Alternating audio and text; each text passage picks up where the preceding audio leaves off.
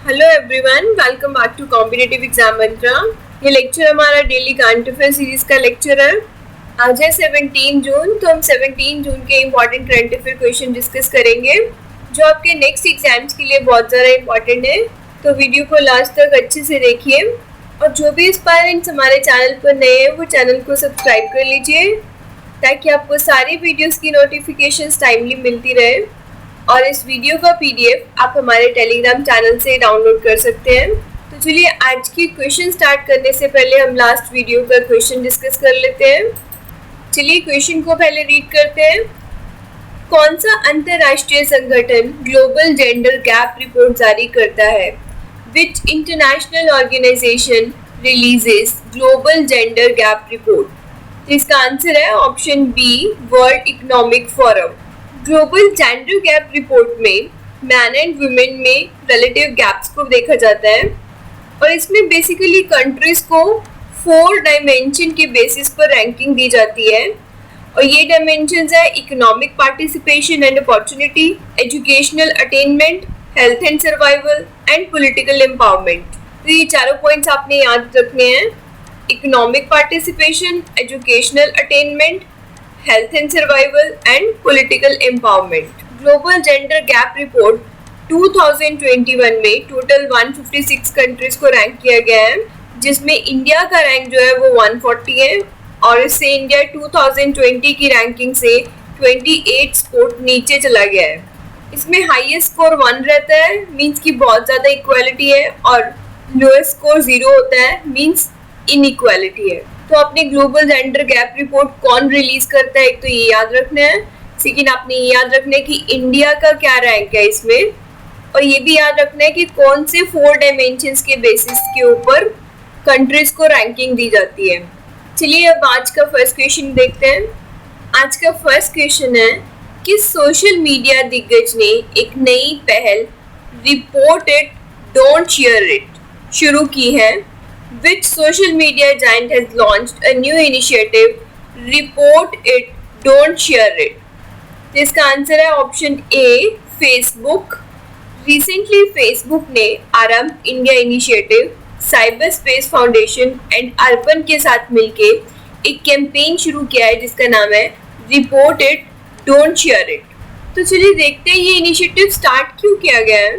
Earlier Facebook द्वारा एक study conduct की गई थी जिसमें ये जानने की कोशिश की गई कि लोग चिल्ड्रन की एक्सप्लॉयटेशन से रिलेटेड कंटेंट को शेयर क्यों करते हैं, और इस स्टडी में ये पाया गया कि 90% of this content was same, और लोगों का ये कंटेंट शेयर करने के पीछे चिल्ड्रन को नुकसान पहुंचाना नहीं था, बल्कि वो दूसरों को ये बताना चाहते थे कि इस तरह का एक्सप्लॉयटेटिव कंटेंट कितना गलत है और चिल्ड्रन के लिए बिल्कुल भी सही नहीं है।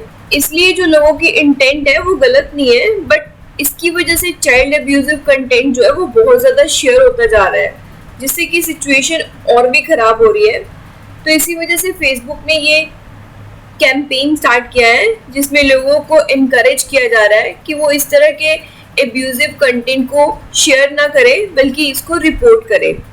चलिए अब नेक्स्ट क्वेश्चन देखते हैं। डेमोक्रेसीज 11 शब्द को हाल ही में G7 शिखर सम्मेलन में देखा गया था। निम्नलिखित में से कौन सा देश G7 राष्ट्रों के साथ डेमोक्रेसी 11 का हिस्सा है? The term Democracies 11 was recently seen in G7 summit. Which of the following countries are part of Democracies 11 along with G7 nations? Options हैं South Korea, Australia, South Africa या फिर ऑल ऑफ द अबव। तो ये तीनों countries along with India democracies 11 का part है, तो इसका आंसर होगा option D, all of the above. Recently G7 summit के टाइम पे G7 एंड गेस्ट कंट्रीज ने मिलकर ओपन सोसाइटीज पर एक ज्वाइंट स्टेटमेंट पर साइन किया है और इस स्टेटमेंट में ये सुनिश्चित किया गया है कि लोगों की ऑनलाइन एंड ऑफलाइन दोनों माध्यमों से खुद को एक्सप्रेस करने की फ्रीडम होनी चाहिए। इसके अलावा इसमें पॉलिटिकली मोटिवेटेड इंटरनेट शटडाउन्स को भी फ्रीडम एंड डेमोक्रेसी के लिए एक थ्रेट बताया गया है और इस ओपन सोसाइटी स्टेटमेंट को building back together open societies and economies का टाइटल दिया गया है। तो दिस डेमोक्रेसी 11 टर्म के अंदर G7 कंट्रीज हैं plus India, south Korea, Australia and south Africa है। तो आपने इसको याद रखना है। चलिए अब नेक्स्ट क्वेश्चन देखते हैं। हाल ही में निम्नलिखित में से किस संगठन ने चीन को वैश्विक सुरक्षा चुनौती घोषित किया है? Recently, which of the following organization declared China as a global security challenge? तो इसका आंसर है option C, NATO. Recently NATO summit के ओकेजन पर नाटो लीडर्स ने चाइना को एक कांस्टेंट सिक्योरिटी चैलेंज डिक्लेयर किया है और यह भी कहा गया कि चाइना के गोल्स एंड असर्टिव बिहेवियर जो है वो आज के रूल बेस्ड इंटरनेशनल ऑर्डर के लिए बहुत बड़ा थ्रेट है। इसके अलावा वेस्टर्न जिनजियांग प्रोविंस में उइगुर मुस्लिम के साथ हो रहे ह्यूमन राइट्स वायलेशन को भी हाईलाइट किया गया था। तो इम्पॉर्टेंट क्वेश्चन है, इसको भी आप अच्छे से कर लेना। चलिए अब नेक्स्ट क्वेश्चन देखते हैं। विश्व बुजुर्ग दुर्व्यवहार जागरूकता दिवस 2021 का विषय क्या है? What was the theme for World Elder Abuse Awareness Day 2021? इसका आंसर है option A, access to justice. World Elder abuse awareness day हर साल 15 जून को सेलिब्रेट किया जाता है।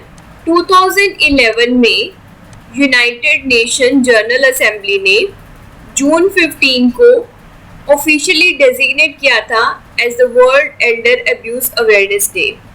चलिए अब नेक्स्ट क्वेश्चन देखते हैं। हाल ही में खबरों में रहा पैसिफाई सर्वेक्षण संबंधित है। PASIPHAE survey recently seen in news is related to, तो इसका आंसर है ऑप्शन ए, सितारों का अध्ययन करने के लिए एक आकाश सर्वेक्षण परियोजना, a sky surveying project to study stars. PASIPHAE की फुल फॉर्म है polar areas stellar imaging in polarisation and high accuracy experiment. That is, PACIFY means Polar Area Stellar Imaging in Polarization High Accuracy Experiment. इस project के अंदर millions of stars में linear polarisation को measure किया जाएगा। ये PASIPHAE name inspired है by daughter of Greek sun god Helios. चलिए आज का नेक्स्ट क्वेश्चन देखते हैं।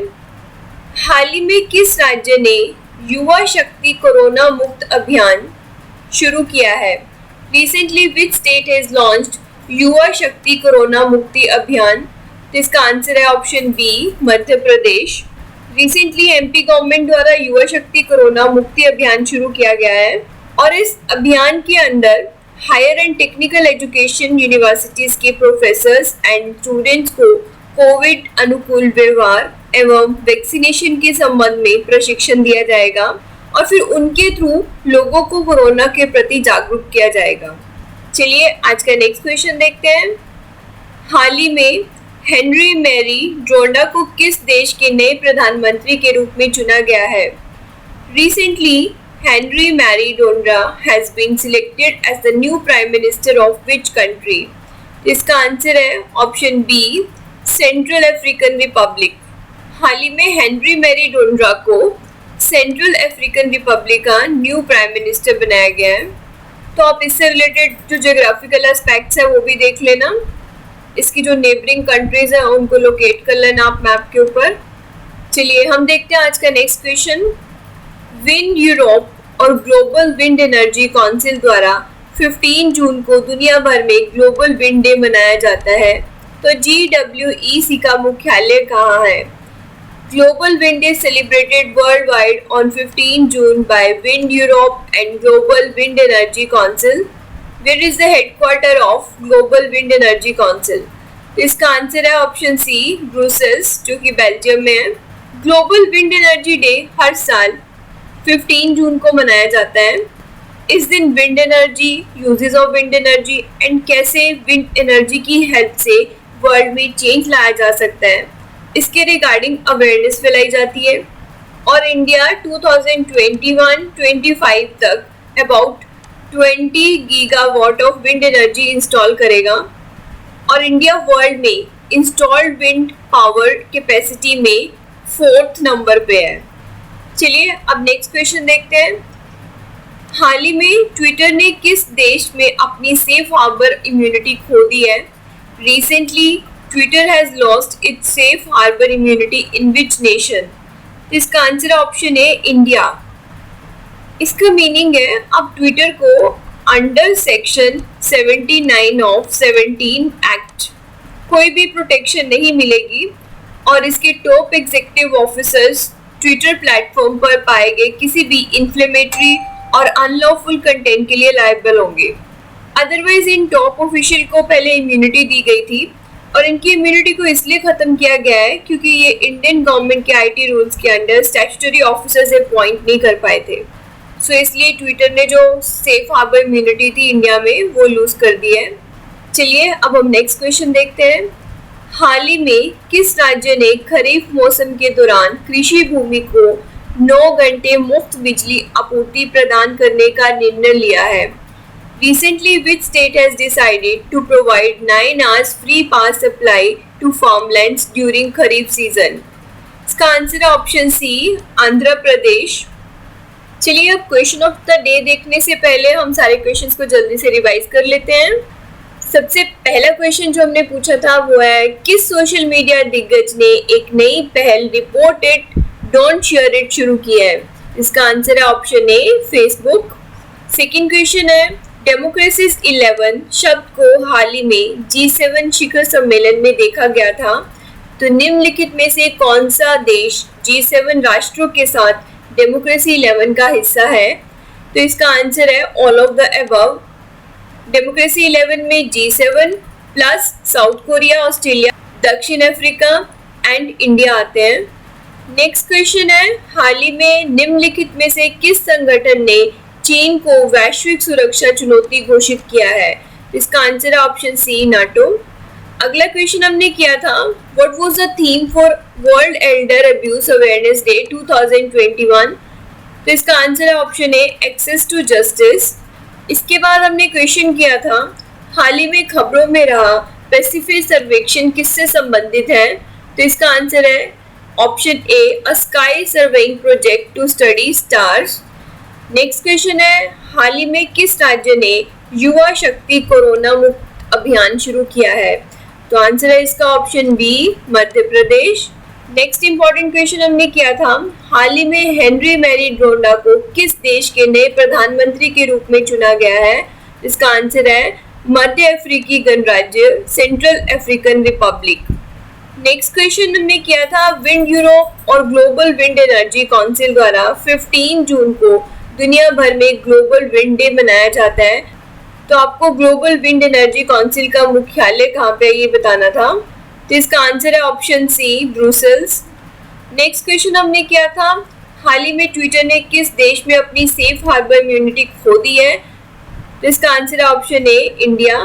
नेक्स्ट क्वेश्चन हमारा था हाल ही में किस राज्य ने खरीफ मौसम के दौरान कृषि भूमि का 9 घंटे मुफ्त बिजली आपूर्ति प्रदान करने का निर्णय लिया गया है? इसका आंसर है ऑप्शन सी, आंध्र प्रदेश। चलिए अब हम देखते हैं क्वेश्चन ऑफ द डे, जिसका आंसर आपने कमेंट बॉक्स में जरूर देना है। क्वेश्चन है हाल ही में किस संगठन ने खाद्य अपशिष्ट सूचकांक रिपोर्ट 2021 प्रकाशित की है? Recently which organisation published the Food Waste Index Report 2021? Options है UNEP, WHO, ब्रिक्स, FAO। तो अगर आपको इसका आंसर पता है तो अभी लिखिए कमेंट बॉक्स में, अदरवाइज पहले सर्च कीजिए और कमेंट बॉक्स में इसका आंसर दीजिए। और अगर आपको हमारा वीडियो अच्छा लग रहा हो, हेल्पफुल लग रहा हो, तो अपने फ्रेंड्स के साथ ज़रूर शेयर कीजिए, लाइक कीजिए, सब्सक्राइब कीजिए। तो ये था हमारा आज का 17 जून का लेक्चर। कल हम फिर नए करंट अफेयर क्वेश्चन के साथ मिलेंगे। Thanks for watching the video. All the best.